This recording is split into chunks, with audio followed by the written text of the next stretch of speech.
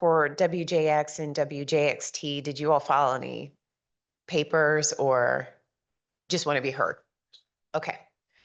I'll take you in whatever order you want to. I'll go, Your Honor. Okay.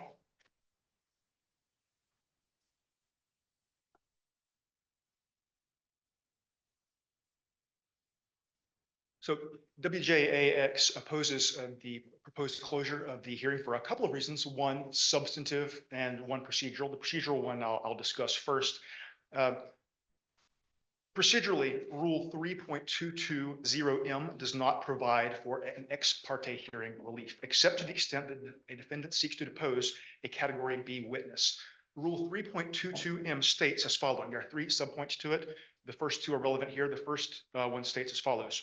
1, any person may move for an order denying or regulating disclosure of sensitive matters. The court may consider the matters contained in the motion in camera. And then 2 says, on request, the court must allow the defendant to make an ex parte showing of good cause for taking the deposition of a Category B witness. Those are 2 distinct subpoints. Rule 3.22M does not provide for ex parte hearings absent the defendant seeking to depose a Category B witness. As the court in State versus Callaway, this is 937 Southern 2nd, 139 explained, quote, the defendant in the instant case suggested below and claims on appeal that Rule 3.22M allows for what is in effect an ex parte in-camera inspection of material.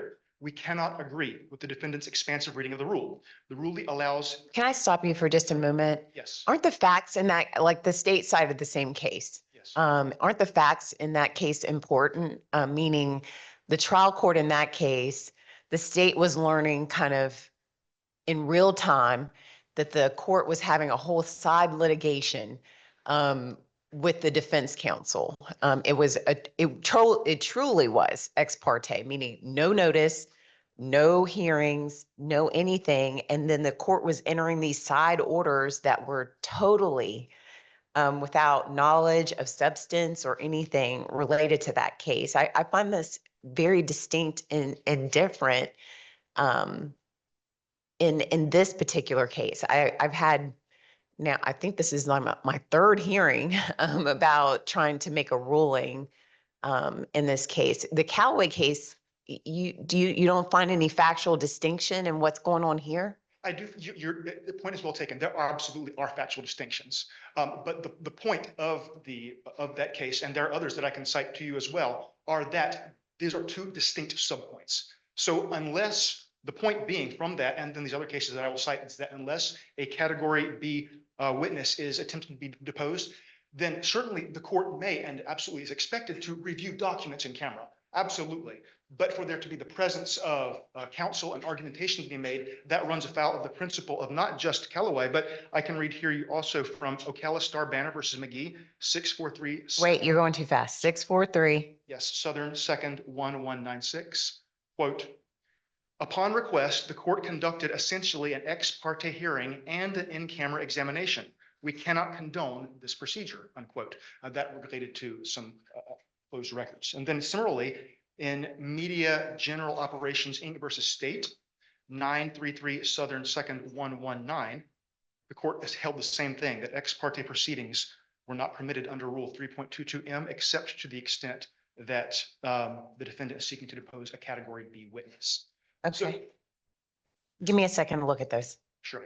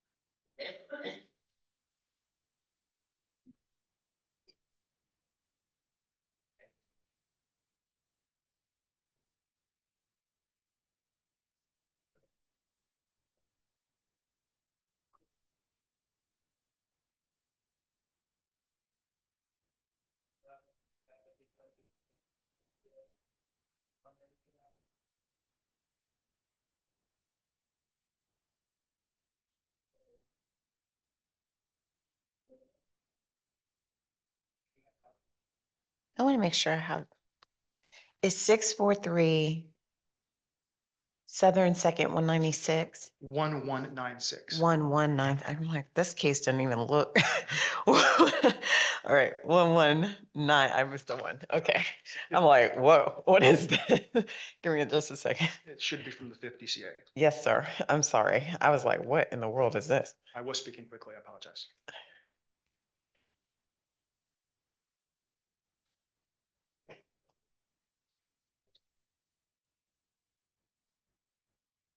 Okay.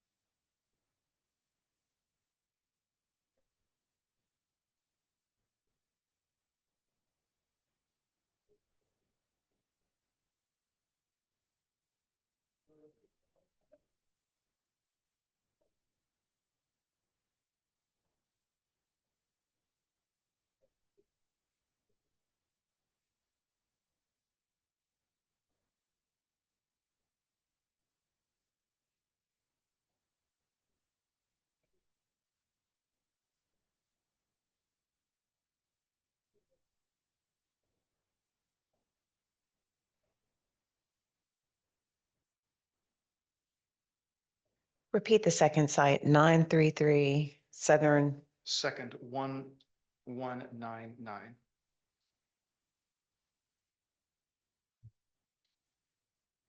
There are some factual distinguishments to be made there, but there are the same statements and principles being applied.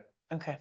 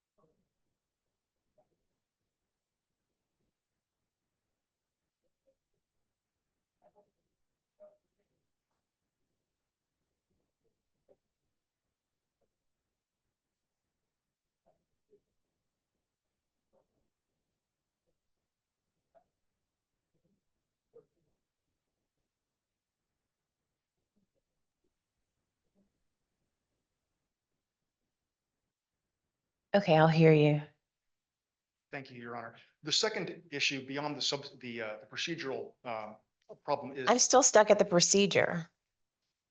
I'm interested in, so in the second case where the media took the writ from the trial court's procedure, the way that I'm reading, and I want to allow you to be heard, is it says they were determining whether the trial court violated procedural due process or whether the order departs from its essential requirements, which is the requirement to get the appellate court to stop and review the trial court, its procedure. And it says, in this case, it says the state acknowledges that the trial court may conduct an in-camera review of discovery materials sought to be exempted from public disclosure. To me, this distinction is important. The state, while it has broad rights, what is being concerned in this particular case is the defendant's Sixth Amendment right, which the state does not have. The state sought in-camera review of things that should be publicly disclosed pursuant to a statute, I believe is what they were trying to submit everything to the court. So the court would, I guess, go through their public records review, which is odd. But then it says the recent decision in Callaway is instructive. In Callaway, the defendant claimed that Rule 3.220M allowed for ex parte in-camera inspection of purported work product materials for the defendant's psychiatric expert. And again, Callaway is also important because it was factually very strange that the court was having this whole side litigation, and it said the court rejected this contention, observing that an in-camera inspection and an ex parte proceeding are not one and the same. And it said, indeed, the ex parte proceeding is proper only when permitted by law. It says, although Callaway trial court correctly concluded that it had the authority to, and in fact did, conduct an in-camera inspection of the underlying materials, that inspection improperly occurred after the defense submitted the materials to the trial court without notice to the state. right. Big, and says, although the state was not entitled to review the material submitted for the in-camera inspection, the state as a party was entitled to the notice, that is due process, and the opportunity to be heard, again, due process, and any hearing regarding the alleged privileged nature of the material, again, due process. The state's rights are in due process. The state's rights are in the hearing. The media's rights are in the hearing. The media's rights do not lie in the constitutional confines of the Sixth Amendment, the way that I see it. And it's not saying that the court was improper in excluding. It was improper in the procedural notice. Callaway, to me, turns where the trial court was not allowing the parties due process. Not that what the court did necessarily was inappropriate, because there was no due process notice. So that's what I want you to comment on, like the procedure. We had that whole hearing. The court was inartful. I believe I corrected when ex parte means total exclusion, total no notice. And like, I'm doing my very best to give notice to everyone that is Appreciate that. interested. Yes. All right. Yes, ex parte, and of course, WJX's position is not that you do not have the authority, you absolutely do, to look at any materials that are submitted in camera. That is absolutely correct. The point is that whenever it is accompanied by the presence of counsel and argumentation, the public, and this goes to the second point that I'll get to, the public have a right to be there simultaneously with that. So yes, typically, as the Morris case and other cases that I'll cite to in a moment describe, the parties are expected to be artful in their language enough to not divulge whatever is sensitive, to be able to explain, okay, when you look at these documents in camera, here's what you are going to be looking for, this privilege or this sensitive information, and all of that must be done in open court. Then the court then takes those documents, pursuant to that argumentation that was made publicly, back into chambers and can review to his or her heart's content.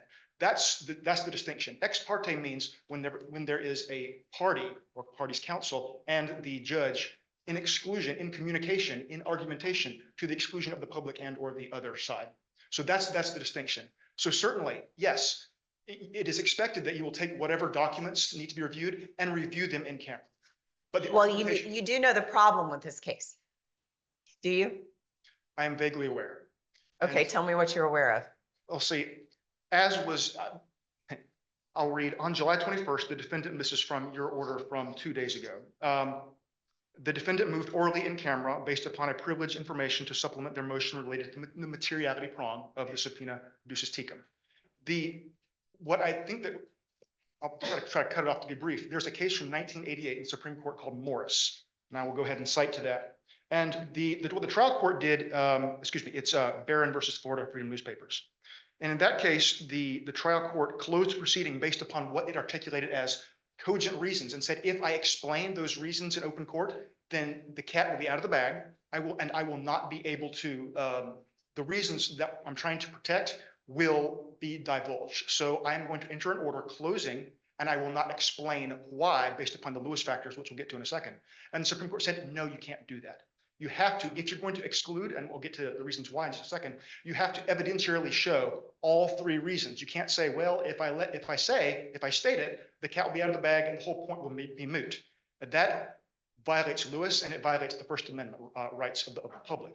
So that's the issue, is that yes, there may be issues that if they are publicly articulated, may let the cat out of the bag, but still, unless they are adequately explained in an order, with findings of fact and conclusions of law that are articulated factually in such a way that interlocutory immediate appeal is possible, then it violates the Lewis standard, which we'll get to in just a second. So that's the problem, is that there must be articulated reasons, both of fact and law, for all three prongs of the Lewis test, which I'll talk about in just a second. So yes, if there are these other issues that let the cat out of the bag, that still doesn't pass. No, that's not what I'm asking. I'm asking you, do you know what this particular factual issue is, which is, this is for subpoena, this is for production of something that does not exist. Then I have a next of kin / for constitutional purposes, victim that is asserting privacy rights, that if you layer on the other case law that's been cited by Mr. Clifton and my review of the Florida Constitution, additionally also related, that I have to, before I can just kind of in whole cloth say, download someone's entire life. Okay, download someone's entire life, and then I'll look at it, which is in my read, not permitted. So I can't just, because it doesn't exist for the court, doesn't exist for the defense, doesn't exist for the state. They say they're not looking, they haven't downloaded.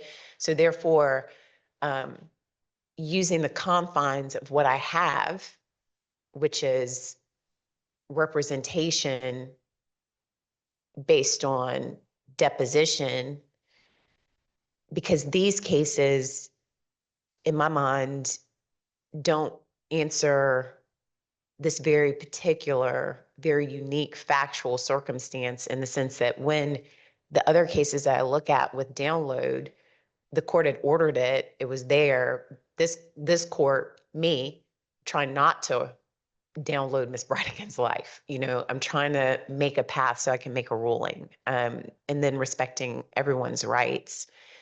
So that's what I'm asking. Do you know this particular problem, which is there aren't any papers that exist, there aren't any materials that exist, because I'm trying to craft or determine if at all, these portions of Miss Bridegan's phone, which the defense asserts as evidence of some sort, should be even delved into and balance her privacy rights.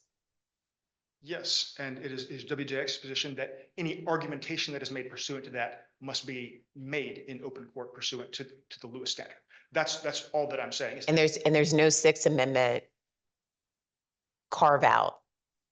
The Lewis test expressly articulate What's Lewis? Lewis 19. The Lewis case is Miami Publishing Company versus Lewis, 426 Southern 2nd, Florida, 1982. Florida 2nd 1, Florida 1982. And it specifically contemplates the Sixth Amendment rights of the accused. And specifically, it actually arose in the context of a suppression hearing. But it accounts for, as the first DCA has contemplated, any criminal judicial proceeding, whether pretrial, jury selection, trial itself, or anything related to those, any procedure.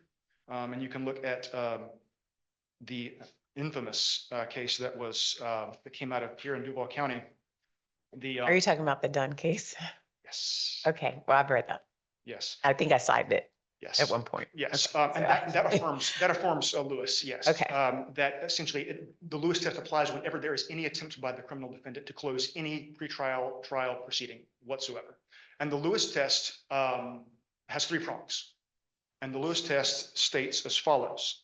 Well, first of all, the prefatory statement is that the Supreme Court of the United States, says the court, has noted repeatedly that a trial is a public event. What transpires in the courtroom is public property, and public access serves as a check. It explains all the rationales why. I will not belabor that point, but then it says, quote, the trial court should begin its consideration with the assumption that any hearing be conducted in open court unless those seeking closure carry their burden to demonstrate a strict and inescapable necessity for closure. Strict and inescapable necessity. To that end, the court must apply the 3-part test that's laid out in Lewis to demonstrate, that requires the movement of the criminal defendant to demonstrate that strict and inescapable necessity.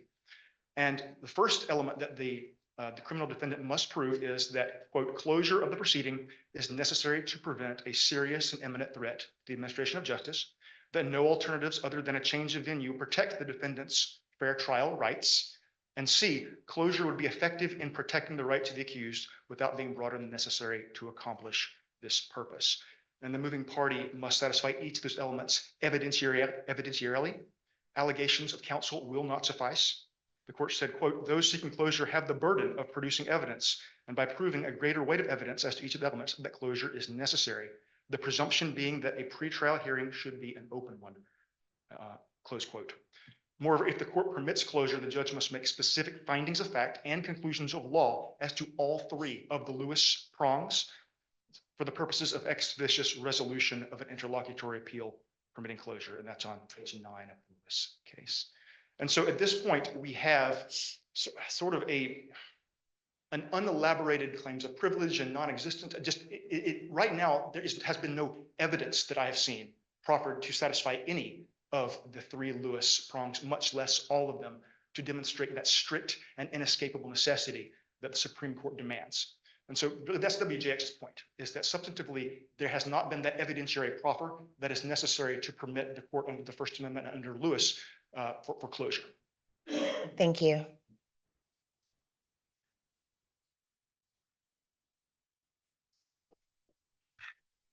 Good morning, Your Honor. morning. We rest on the arguments made by prior counsel. We would just add, going to the point as to what he said regarding whether or not this is the least restrictive means possible.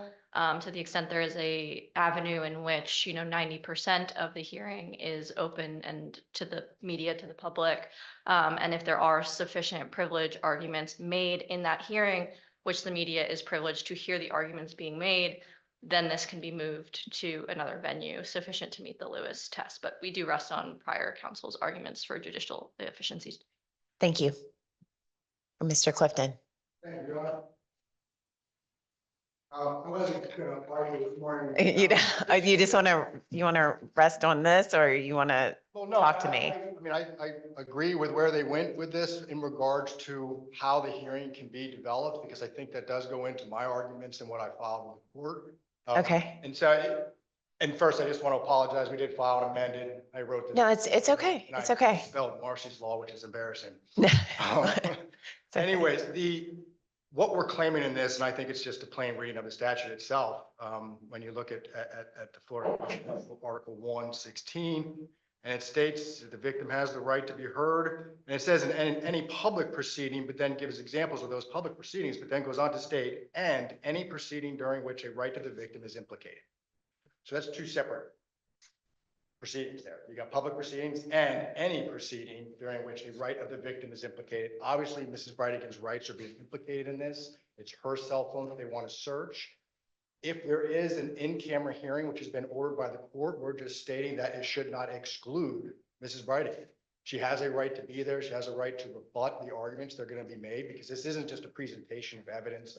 It's not in those similar situations were discussed in other hearings where, say, you have a juvenile come in and present the testimony that he's going to state to the court in camera, or you have documents that you want to show. Now, if during this hearing, and I think that's where counsel from Marks Gray was kind of going, was if during this hearing they say, Your Honor, you know what, we have a statement that we want to just be in camera, then maybe that could take place. Your Honor can review it during the hearing. She can see if that's going to be in camera or not, and you can make that decision on the site. How would I do that?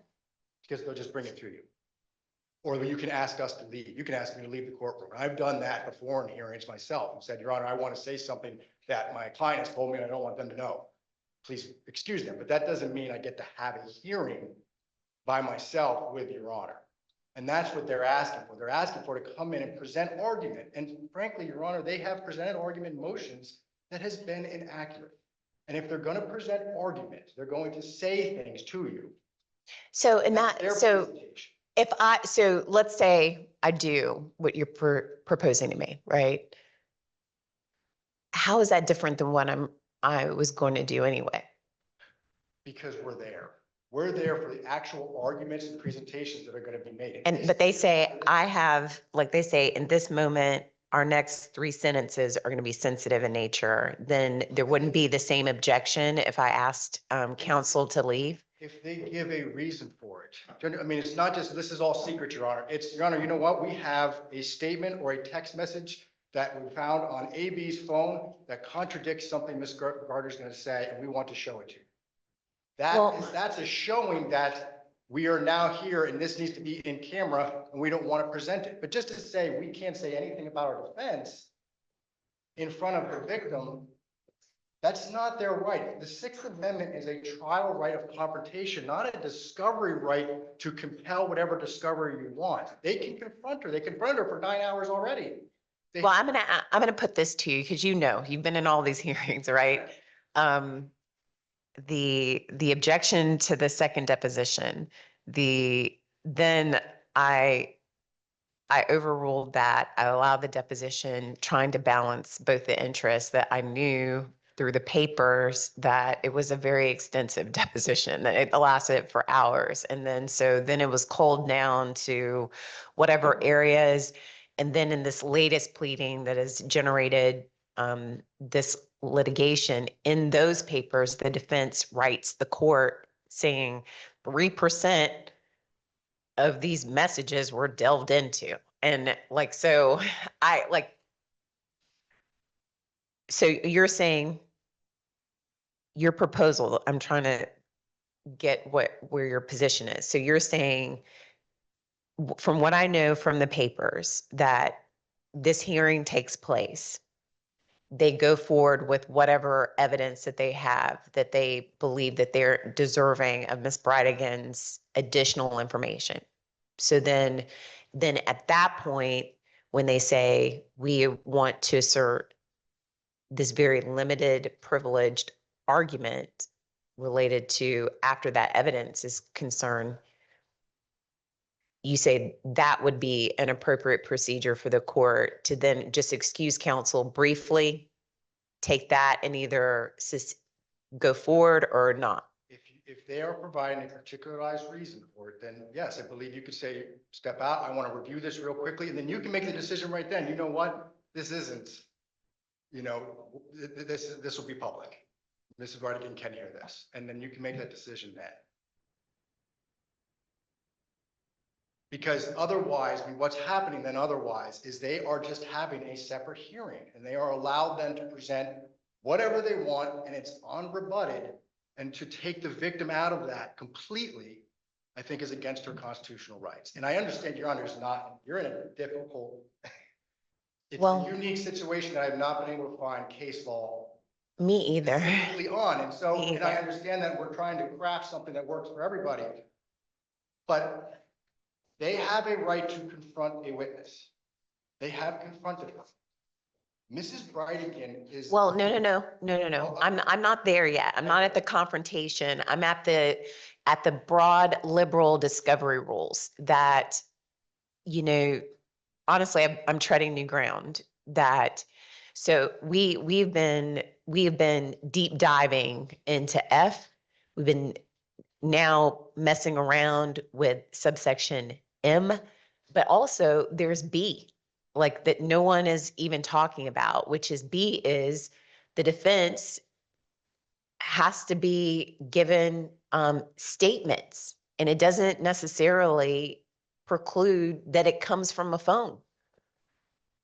And then, but I also have read and take to heart the arguments that have been made by counsel, Mr. Clifton, in a very coherent way. And I've read Marcy's Law more times than I think I ever have. But also the defense in Marcy's Law has a separate implication of what they're requesting too, which is the rights of Ms. Bridegan to have communication with the prosecution. They're asking for that too.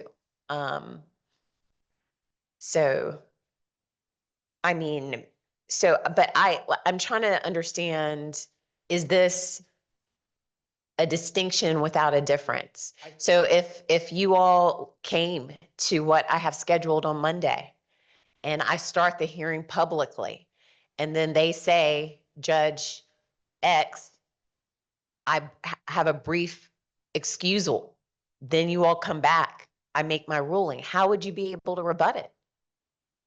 If they provide a reason, and let me just show you, because they did in Okay. this case. And They you're did not not. ruling on it. They, for the text messages of EF, in their motion, they write, EF said this in her deposition.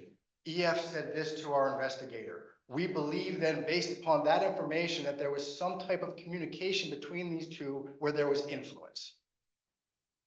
And you said, okay. And I mean, we'll get those messages to the court. Your court's going to review those in an in-camera review. I mean, that's the process. For everything else, everything with A, B, and LB, it's just, there must be influence, there must be bias, and therefore we need to see it. Well, that's not it. Do the same thing you did with EF. You know what? We have this message here. We have this testimony over here. A, B is saying this, or some other witness has made this statement that's in contradiction, or that at least raises to some level of suspicion. Therefore, we want the opportunity to look further into this, not just to make vague assumption or accusation of bias and influence, which is all they have done. Your Honor, they have said, all these messages exist, and we think that they're biased, and we think that there's some influence in them, so we want to see them. When it came to EF, they were very clear. When it comes to everybody else, no, silence.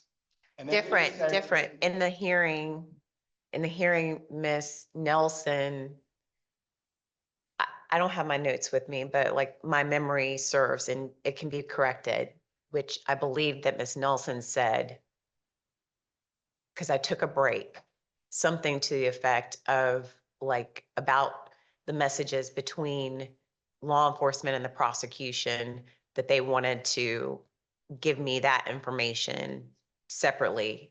And then there was kind of, we skipped past it because I had not read the cases at that point in time. And I was hesitant to even do any of that.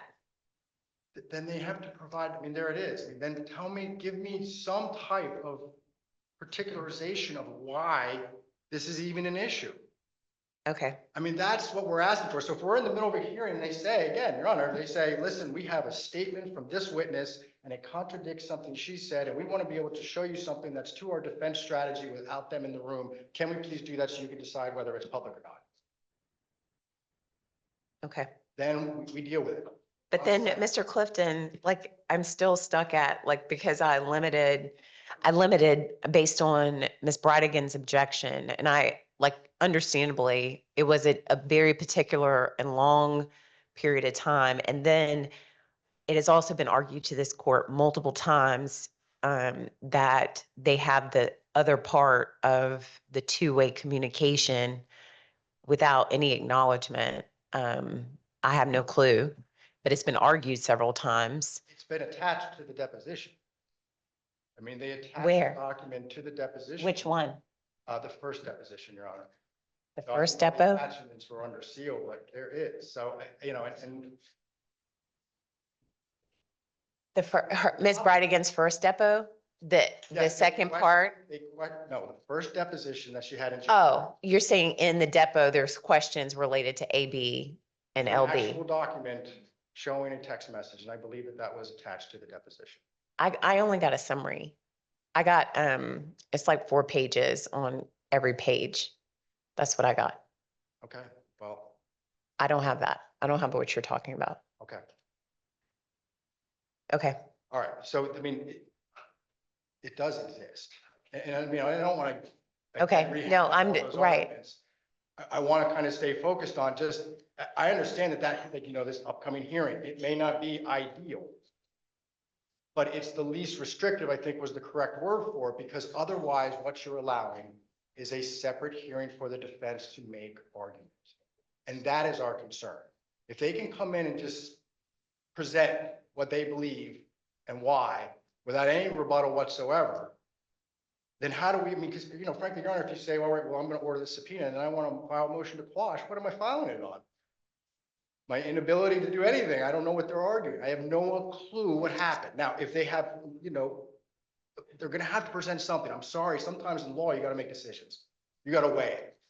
Hey, you know what? We want this subpoena. We really want to look at those records. You know what? We're going to have to admit a couple things. We can't just say, we're not saying anything. She can't be here. We want those records. And no one can know why, except for Your Honor. That's, I mean, you got to balance things as a lawyer, and sometimes you got to give up some stuff. That's just the way it is. Okay. So again, just, we have addressed it in our motion here. There really is constitutional rights here. She has a right to be at this hearing. There is a way to figure it out. And just to throw a little something else at Your Honor, I'm not going to be available on Monday. So I put at the end, if by chance Ms. Bridegan is allowed to be at this hearing, if it can take place on Friday, I'm going to be in the mountains and I can't guarantee I have Zoom. I'm running out of runway, I Mr. Clifton. understand. I do. And it just- I don't have a lot of time. 4-day window to I got allow it. it to happen that way, Your Honor. Okay. Thank you. All right. Ms. Nelson. Thank you, Your Honor. I'll start where Mr. Clifton left off. And the point I want to make perhaps addresses both, I'll say, sections of argument, both from Mr. Clifton and from the attorneys representing the media outlets. I think there's a fundamental misunderstanding about what the defense asked the court to do and what I understood the court to order. And that is that we are giving a proffer. A proffer is not an argument. A proffer is a statement of what we intend to cross-examine on at trial and what touches on themes of our defense. That's not argument, Your Honor. It is a proffer. I think that's important to ground this conversation because much of the points made by both Mr. Clifton and the media are grounded in this idea that we'll be making argument to Your Honor without parties being present or without ability to respond. That's not what we intend to do. We intend to be very narrow and limited, and that's what we understood the court to be ordering. I also want to make clear that the court is in a difficult position of balancing Ms. Bridegan's constitutional rights and Ms. Gardner's constitutional rights. But that's exactly what we're asking the court to do, is a balancing. Neither one is absolute. However, Ms. Gardner's constitutional rights are both guaranteed to her under due process in the Fifth Amendment and the Sixth Amendment. It's not simply just a right to confront witnesses at trial. It is also her fundamental right to effective assistance of counsel. That includes pretrial work, that includes us not revealing our defense strategy and giving a blueprint to cross-examinations of some of the state's key witnesses. I've made this argument before, so I won't belabor the point, Your Honor, but that is both a constitutional right of Ms. Gardner's. It also implicates my ethical obligations. Well, Ms. Nelson, I guess let me ask you this, okay? The point has been made multiple times. The state, now the media, now Ms. Bridegan's attorney through a filing. Their objections, both procedural in nature. Is there, from the defense perspective, a cleaner path to get to the same point procedurally? This seems to be, the procedure seems to be, quite onerous to me, where I want to get to the ruling. I've been trying to get to the ruling for, I think now about a week and a half or maybe two. That is there from the defense perspective, and I put the questions to Mr. Clifton, but really I need to probably put the questions to the defense, which is, in your papers, you allege like there's only 3%, but then there's been argument from the prosecution and also Mr. Clifton now that you have the other side of this two-way communication. So if that is a case, isn't there a cleaner procedural avenue for the court to go through as opposed to this in-camera hearing? I appreciate the court's question. I think there is a way to thread this needle. So what I would propose, Your Honor, is that we can come back to court on Monday, setting aside Mr. Clifton's scheduling issues. So if we need to move it, obviously the defense's preference is to move forward on Monday. We come to court. It's an open proceeding. We can be prepared to make additional argument that I believe will get us closer and narrow what would need to be done in camera. And then should the court have additional points, should the defense want to make additional proffer to the court regarding defense theory, we could then do that separately, very similarly to what Mr. Clifton was asking for. I think that that would be a way to thread the needle. And if there is objection to that, we could take it up at that point. Our position is that there is only so much we can reveal publicly, and that we are happy to get as close to that line as we possibly can, both protecting my client's constitutional rights and upholding my ethical obligations. And we certainly are not asking this court to tip the scales in balancing the different constitutional rights at issue here.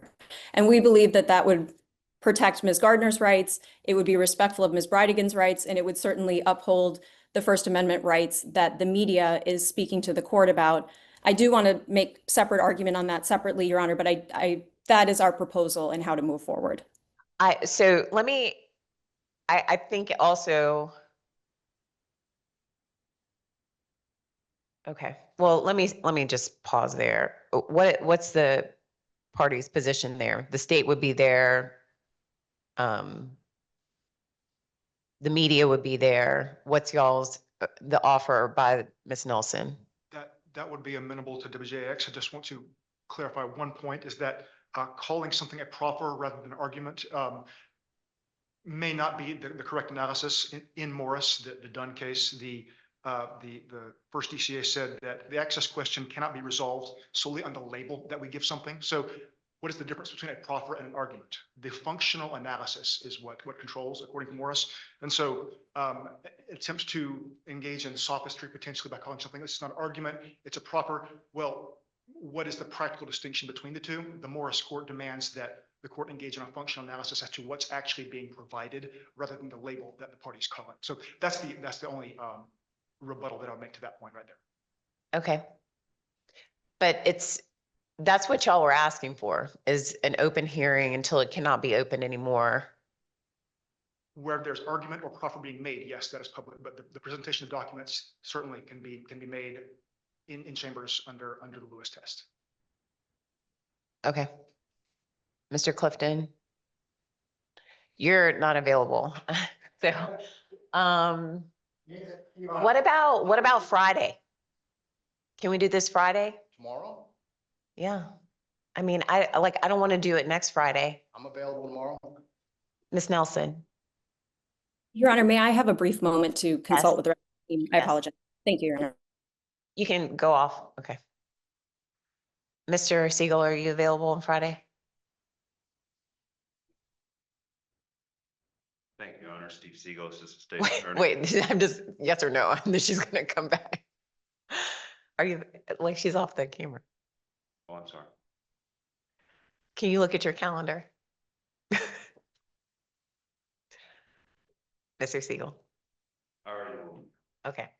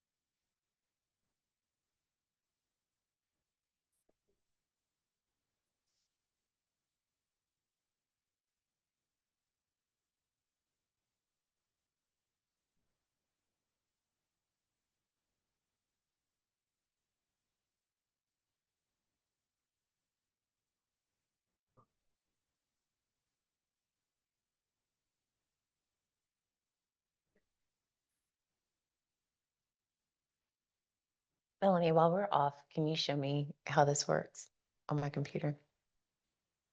It will. Okay. I have some testing. Oh, okay. Okay.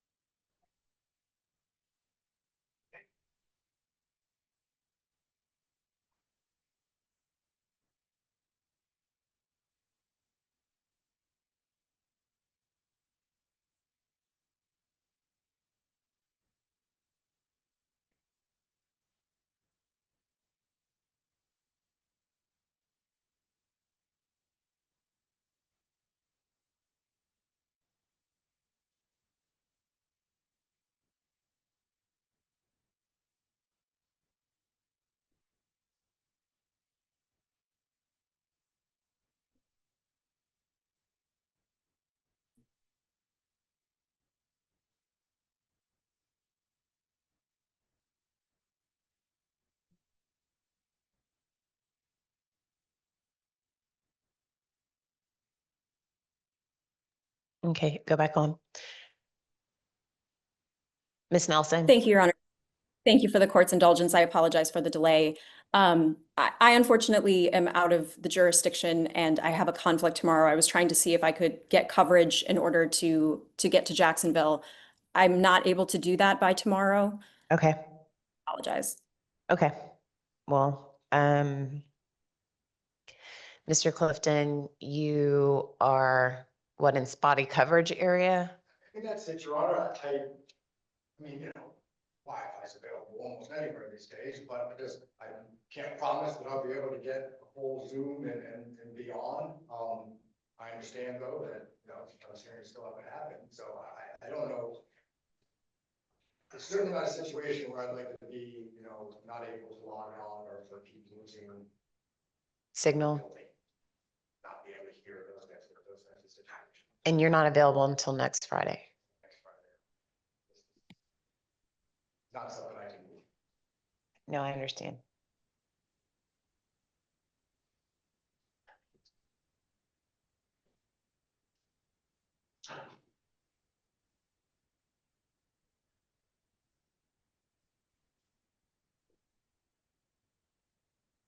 And I'm assuming, Ms. Nelson, you wanted to be present physically, correct? Yes, Your Honor. I'm available all next week. Next Friday it is.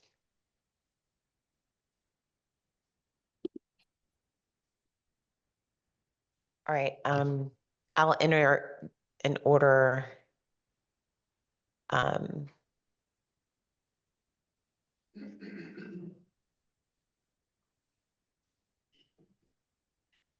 So I don't have to do some unnecessary writing. What I'm going to do is enter an order rescheduling the hearing that was going to take place. Are you available next Friday, Mr. Siegel?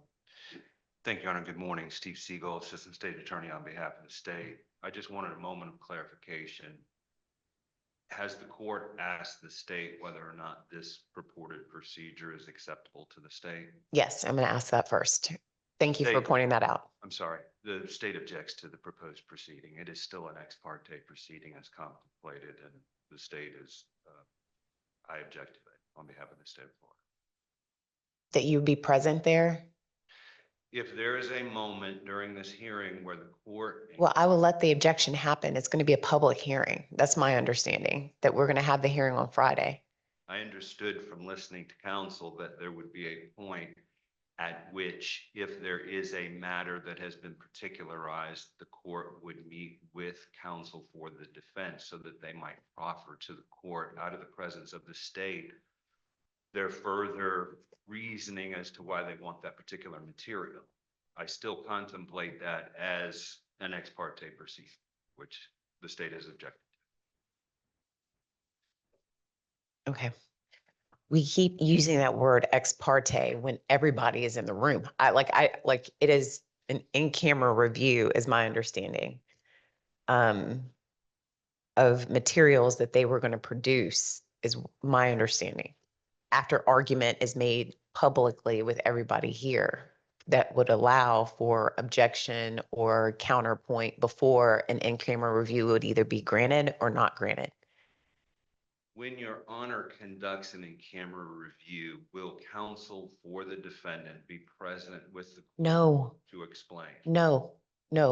That's what I'm just scratching this whole thing, okay?